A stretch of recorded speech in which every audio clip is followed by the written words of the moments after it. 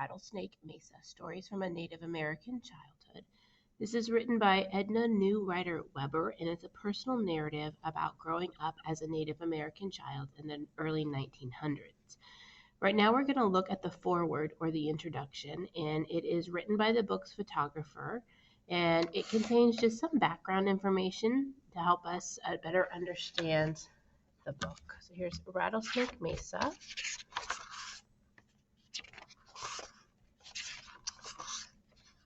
And the foreword.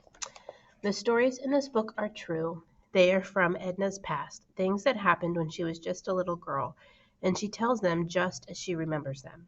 Edna's stories reflect a time when America was very different from what it is today.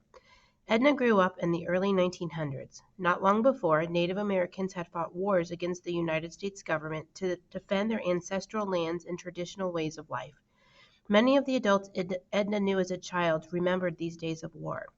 Many of the grandfathers had even fought as warriors against U.S. soldiers. When the Indian Wars ended, the Native American way of life was changed forever. Indian lands were taken over by the U.S. government. Tribes were gathered together, sometimes moved to other parts of the country, and forced to live on parcels of land called reservations. The government also decided that Indian children such as Edna should be sent away to boarding schools to be educated.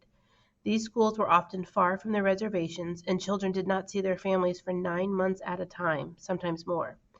Indian parents did not have a choice about whether or not they sent their children to school. It was the law, and parents could suffer serious consequences if they did not obey. In some cases, they could even go to jail.